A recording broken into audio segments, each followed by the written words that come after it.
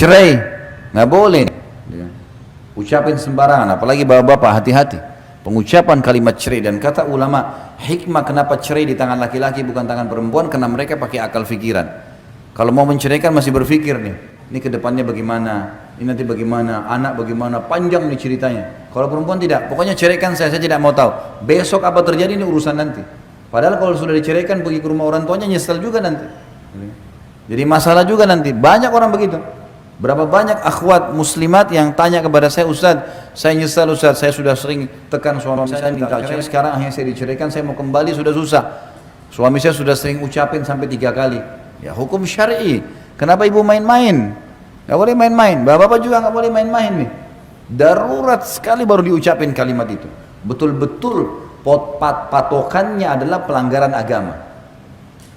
Kalau sudah pasangan kita bermaksiat kepada Allah dan kita ajak taubat gak mau, nah ini di sini boleh kita gunakan kalimat mulia itu. Kalau tidak ada pelanggaran agama, Bapak Ibu sekalian, hanya urusan dunia, kurangnya pendapatan, masih butuh pengaturan waktu, adaptasi, tradisi keluarga, mudahkanlah urusan dunia. Bagaimana bapak-bapak tinggal 30 tahun di rumah tangga orang tuanya dengan pola makan, cara berpakaian, cara ngomong, situasi keluarga ada. Ibu-ibu 20 tahun, 25 tahun tinggal di orang tuanya juga dengan pola makan, cara hidup. Berbeda ini. Tiba-tiba disatuin dalam satu rumah tangga. Apa mau tiba-tiba langsung hari pertama sudah cocok? Ada adaptasi. Ada adaptasi. Maka kita harus tahu masalah ini.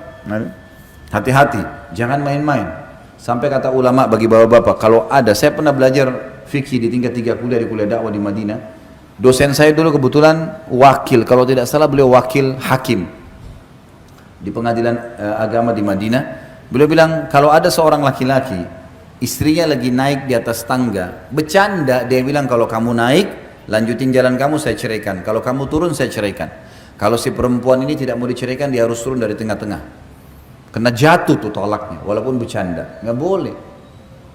Makanya ibu-ibu jangan sering, udah ceraikan saja saya, kita sudah nggak cocok. Akhirnya suaminya terpicu, ngucapin kalimat itu, nggak boleh. Bapak-bapak juga jangan menekan istrinya dengan selalu, kalau kau tidak mau ikut saya akan ceraikan. Kalau urusan agama boleh, ingat ya, kalau sudah urusan agama hubungan sama Allah, cerai ini boleh dipakai.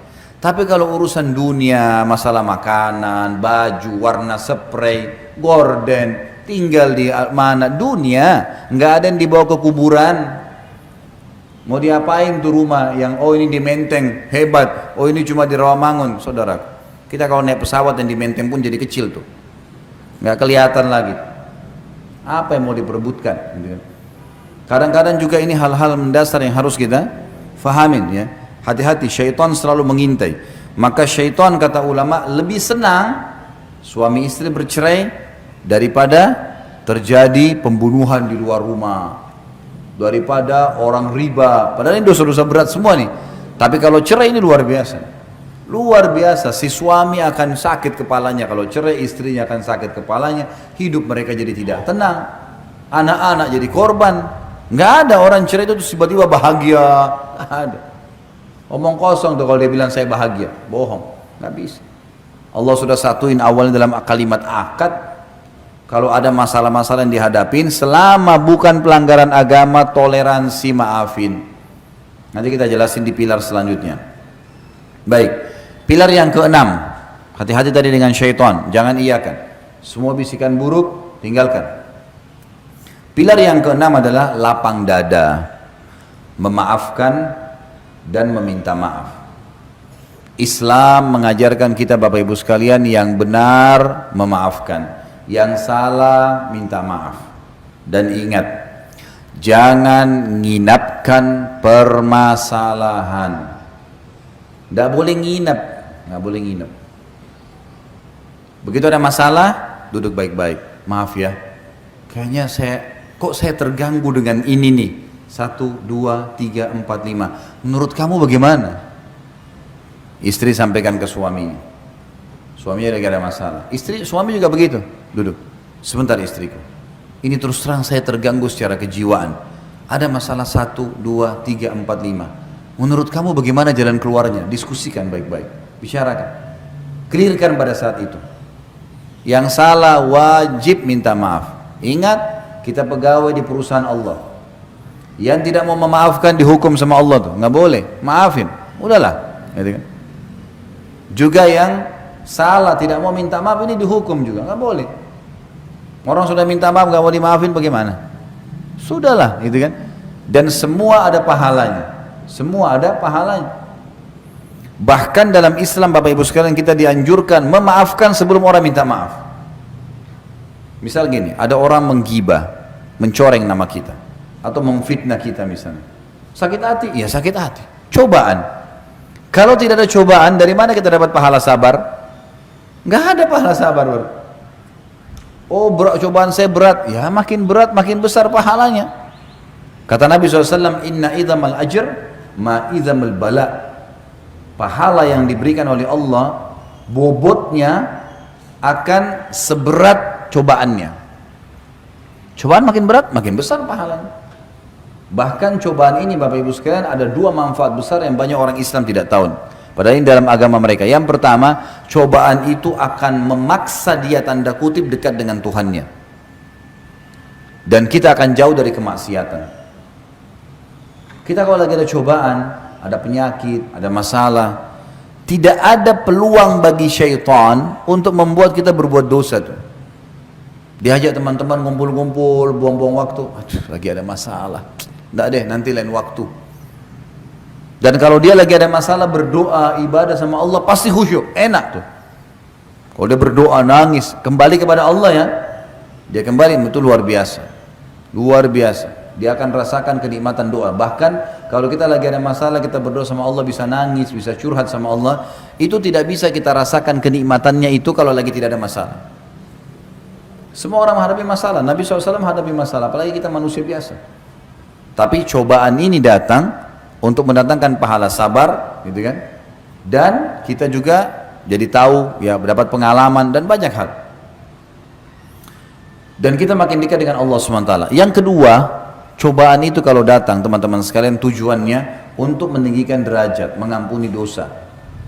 Kata Nabi SAW, seorang mukmin terus diuji di dirinya, di keluarganya, di hartanya, sampai dia dan keluarganya bertemu dengan Allah tidak tertinggal satupun dari dosanya, dibersihin dosanya. Cobaan-cobaan akan datang harian ini, itu, ini, hadapi pecahin, selesai, hadapi pecahin, sudah ada pahala. Dan kata ulama, cobaan yang jenis kedua ini, ada derajat-derajat di surga yang orang tidak bisa jangkau misalnya kecuali dengan 100 tahun sholat malam, 100 tahun puasa, 100 tahun haji, 100 tahun bakti dengan orang tua. Umurnya orang ini cuma 60. Tapi karena keimanannya, Allah mau dia sampai ke derajat itu. Bagaimana caranya? Diuji dengan penyakit 10 tahun. Diuji buka usaha 3 kali bangkrut. Mungkin nanti yang keempatnya baru dia bisa. Diuji orang tuanya yang cerewet, mertuanya, iparnya yang suka datang masalah. Ujian. Hadapi. Hadapi, suka duka kehidupan. Film itu tidak ada yang nonton kalau tidak ada penjahatnya, tidak ada cerita suka dukanya. Kalau datar aja, nggak ada yang nonton, nggak laku filmnya. Riwayat kehidupan, harus ada suka duka. Kita kalau kena hujan nih, lagi hujan-hujan begini, basah. Pengalaman, basah tapi pengalaman. Ada kenikmatan tersendiri kalau dinikmatin tuh. Kalau bahasa saya itu nikmatin prosesnya. Proses dinikmatin. Lagi sakit nih, bangun pagi flu. Oh iya, sabar. Sabar itu terima takdir Allah, kemudian ikhtiar, gitu kan? Kita bangun flu, alhamdulillah. Allah masih uji saya. Mudah-mudahan jadi pengampunan dosa, peninggian derajat. Lalu ikhtiar minum obat. Sabar, nikmatin prosesnya. Karena kita biar ngerutu pun cobaannya ada ajalnya, pasti sampai selesai. Ada saatnya dia akan selesai. Jadi kita harus lapang dada menerima, termasuk sini menerima kekurangan pasangan. Tapi ingat, yang punya kekurangan tidak boleh tinggal dalam kekurangannya, berubah. Orang mukmin harus meningkat menjadi lebih baik dari sebelumnya. Nggak boleh vakum. Saya gini orangnya, kau terima silakan, tidak terima nggak usah. Nggak boleh dong. Itu bodoh namanya. Masa kalau dia kurang kemudian dia tidak mau berubah? Fair, terima. Oh iya baik, saya akan berubah. Bantu saya ya. Ayo sama-sama. Suami istri harus begitu. Nggak, kalau kamu nggak mau terima ya sudahlah. Kadang-kadang suami tegur istrinya, cobalah kalau habis bangun sholat subuh, habis sholat subuh buat sarapan, aktivitas, jangan langsung tidur. Misal, baik, tangkap positif. Istrinya harus berpikir, oh iya ya, mungkin ada baiknya lah. Mungkin suami saya kena pergi kerja pagi. Kadang-kadang ada istri tidur, suaminya pergi kerja. Dia nggak tahu suaminya pergi sarapan, cuma pembantu yang siapin. Karena hanya mendahulukan tidur pagi. Untuk apa ini? Lalu suaminya bahasakan baik-baik. Terimalah, gitu kan? Baik, latihan. Kalau gitu bantu saya ya, gimana caranya? Mungkin kalau malam kita lebih cepat tidur ya. Baik, kalau mungkin saya masih ngantuk, maklumi ya, beberapa hari nanti saya berubah. Kan baik ya, menjadi lebih baik. Bahkan kata Ali radhiyallahu anhu, saya akan menjadi hamba sahaya, saya siap mengabdi dengan seseorang yang mengajarkan kepada saya satu huruf. Satu huruf. Artinya saking pentingnya belajar untuk meningkatkan skill kita. Bodoh orang kalau selalu seperti yang lalu-lalu atau bahkan lebih buruk. Kita harus setiap hari meningkat, kualitasnya harus selalu naik dan kualitasnya harus dipaksa. Nah itu, harus bisa menerima masukan. Begitu pula misalnya istri lihat suaminya mungkin selama berumah tangga sama orang tuanya biasa main buang handuk sembarangan, berantakan sepatunya nggak teratur. Mungkin istrinya biasa rapi, suaminya begitu. Jangan langsung marah, berikan masukan. Ini sebenarnya mana yang lebih baik sih kalau berantakan begini dengan rapi? Kan lebih baik kalau rapi. Ya udah saya begini orangnya, terserah kamu kalau kau nggak mau. Apa fungsinya kau sebagai istri? Nggak boleh nih, nggak boleh. Oh iya ya, tangkap secara akal sehat. Oh iya benar. Baiklah, ingatin ya, kalau saya memang salah. Kan enak ya, kan enak kalau begitu. Nggak boleh mudah tersinggung nih. Ya. Ini tersinggung ini bahaya, senjata syaitan. Nggak boleh. Saya waktu pertama menikah, saya temukan istri saya mungkin kebiasaan untuk merapikan sesuatu masih kurang. Cara saya mendidik dia adalah, saya duduk kemudian saya ambil kertas, saya bilang sebentar, kamu duduk dulu. Saya ambil kertas, beberapa lembar kertas, saya serakin di lantai. Jadi cara bapak-bapak ini harus begitu, mendidik, tidak boleh marah-marah. Ambil kertas, saya serakin di lantai. Kemudian saya serakin di beberapa tempat. Terus saya bilang, kira-kira menurut kamu berantakan gak nih? Berantakan. Baik. Sekarang lihat ya, sederhana. Saya pungutin tuh kertas semuanya, saya satuin, saya taruh di atas meja. Hilang tuh tadi pemandangan berantakan. Bagus gak kelihatan? Bagus. Ini yang saya mau. Ini yang saya mau. Cuma ini saja, merapikan. Alhamdulillahnya dia faham. Gitu kan? Bisa kita berikan masukan. Tapi yang penting dua-duanya memang harus lapang dada nih. Jangan sampai si perempuan tidak mau diperbaiki atau si laki-laki tidak mau diperbaiki, ini bahaya. Ini kalau mau rumah tangganya bertahan ya, kita bicara masalah pilar mempertahankan rumah tangga. Insya Allah itu rumah tangganya abadi, insya Allah. Bukan cuma dunia, sampai di akhirat. Karena orang mukmin tahu kalau tidak cerai, mereka akan bersama di surga juga. Artinya abadi nih. Sekali akad maka akan sampai di sana. Ini penting. Ya. Jadi harus bisa lapang dada, memaafkan dan meminta maaf. Tentu banyak hadis-hadis ya yang berbunyi tentang masalah ini. Misalnya kalau ibu-ibu itu ada hadis Nabi SAW, wanita ahli surga, wanita yang kalau dia salah atau suaminya salah, dia akan datang memegang tangan suaminya lalu berkata, saya tidak bisa tidur kalau kau belum ridho. Saya tidak. Ini sabda Nabi ya, wahyu memandu ibu-ibu pakai cara ini.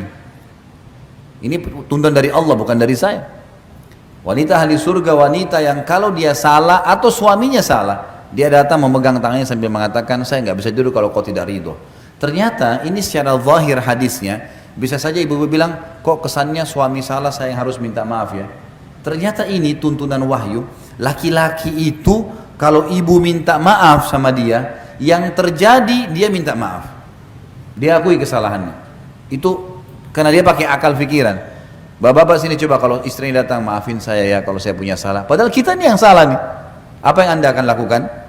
Oh iya saya yang salah, maafin saya. Laki-laki akan begitu.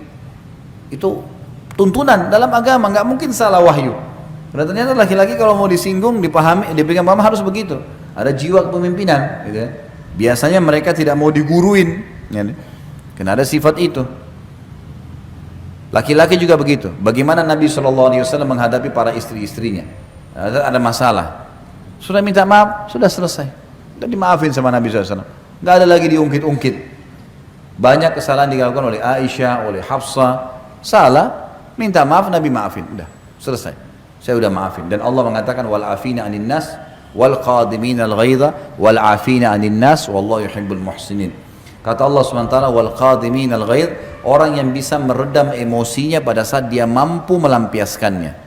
Ini laki-laki nih, kita jadi suami, kita benar nih, istri kita salah. Kita bisa lampiaskan salah itu sebenarnya, marah. Tapi kita redam malah, namanya qadimin al ghaidh. Ghaidh itu emosi yang kita dalam kondisi benar. Ibu-ibu lagi benar nih, suaminya yang salah. Tapi qadimin al ghaidh, meredam emosinya, nggak mau dilampiaskan, gitu kan? Allah memuji itu. Wal qadimin al ghaidha wal afina 'anil nas, lalu dia memaafkan orang-orang. Wallahu yuhibbul muhsinin, dan Allah suka dengan orang-orang yang berbuat baik. Ada sedikit kisah berhubungan dengan masalah ayat ini, tapi tidak berhubungan dengan rumah tangga. Seorang ulama tabi'in dulu, dia lagi duduk sama tamunya. Sementara itu ada satu budak, ya, budaknya yang biasa hidangkan makanan. Pada saat tamunya sudah duduk, budak ini lagi bawa marak, ya, kuah, sop atau apa marak ya, yang panas sekali. Tidak sengaja si budak ini mendidih ini, tidak sengaja budaknya kesentuh karpet, jatuh, tumpah semua marak di badan tuannya. Bayangin nih, kuah panas tumpah. Kalau agama yang menjadi landasan kita, Bapak Ibu sekalian, emosi terkontrol, ya. Semua pemasukan, pengeluaran, tatapan mata, ucapan yang diucapin, tangannya, semuanya itu terkontrol. Bayangin dalam kondisi tumpah sebadan kuah marak yang panas. Apa yang terjadi? Si budak ini tahu pasti tuannya akan marah, manusiawi. Lalu dia mengatakan, wahai Tuan, Allah berfirman, wal qadhiminal ghaidha, dan orang yang bisa meredam emosinya pada. Jadi ghaidh itu emosi yang meluap-luap dan dalam kondisi benar loh ya. Anak kita salah nih, kita bisa mukul dia, tapi kita redam. Pada saat itu justru kita bisa marah dengan pegawai atau pembantu kita, tapi kita redam, gitu kan? Lalu tuannya mengatakan dia redam, baiklah. Tiba-tiba dia tarik nafas dan mengatakan baiklah. Lalu tuan pembantu budak ini pintar, karena dia paham agama, dia juga bilang, karena dia tidak sengaja tadi, bukan sengaja nuang. Dia bilang lanjutan ayat Tuan, wal afina 'anil nas, dan orang yang suka memaafkan orang. Tuannya bilang afautu, saya sudah maafkan kamu. Lalu dilanjutkan kata Tuan, kata budaknya, dan Allah berfirman Tuan penutupan ayat, wallahu yuhibbul muhsinin, Allah suka orang berbuat kebaikan. Kata tuannya, kau saya bebaskan dari keterbudakan. Bagaimana kalau ayat Al-Quran mengontrol seseorang? Luar biasa. Agama kalau dipegang teman-teman sekalian luar biasa. Dan Allah itu maha mengetahui, maha jeli, lembut, tahu semuanya. فَمَنْ يَعْمَلْ مِثْقَالَ ذَرَّةٍ خَيْرًا يَرَى, siapa yang berbuat seperti biji sawi dari kebaikan, dia pasti lihat, pasti ada balasannya. وَمَنْ يَعْمَلْ مِثْقَالَ ذَرَّةٍ شَرًّا يَرَى, siapa yang berbuat seperti biji sawi keburukan, pasti dia lihat hukumannya. Memaafkan orang, kalau kita maafkan orang lain, sementara dia belum minta maaf sama kita, ada orang fitnah, ada orang ghibah, itu perintah agama. Orang yang awet muda, orang yang selalu lapang dada, Nabi SAW Bapak Ibu sekalian pada saat meninggal hanya 3 lembar rambut putihnya, umurnya 63 tahun. Dikatakan oleh Anas bin Malik, sahabat Nabi, pembantu Nabi, saya bekerja menjadi pembantu di rumah Nabi SAW 10 tahun, dari 9 tahun sampai 19 tahun, tidak pernah satu kali pun saya mendengarkan Nabi SAW berkata kasar kepada istri-istrinya atau pembantunya, nggak pernah. Ingatin, tapi nggak emosional, gitu kan. Sehingga Allah SWT berikan dia kelebihan yang luar biasa. Istrinya pun akhirnya jadi malu dengan Nabi SAW, karena orangnya tidak pernah marah, kecuali hukum Allah SWT dilanggar. Karena Aisyah berkata radhiyallahu anha dalam riwayat lain, riwayat Bukhari, Rasulullah SAW tidak pernah marah kalau berhubungan dengan haknya, hak pribadinya, duniawi, dimaafin sama dia, kecuali hukum Allah dilanggar. Kalau sudah hukum Allah lain, maka Nabi SAW berubah wajahnya menjadi merah karena dilanggar hukum Allah Subhanahu Wa Taala. Ini tidak boleh. Nabi SAW mengingatkan dengan sangat tegas kalau masalah ini. Tapi tetap juga Nabi menggunakan ketegasan bukan kekerasan. Beda ya. Tegas itu ini boleh, ini nggak boleh. Jangan lakukan, ini lakukan. Keras itu mata melotot, kata-kata kasar, memukul, itu keras. Itu nggak ada dalam Islam. Tapi tegas boleh.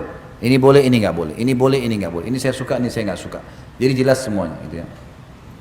Kalau ada orang berbuat buruk sama kita, fitnah, ghibah, kita sakit hati nih, baik sabar, cobaan lagi datang.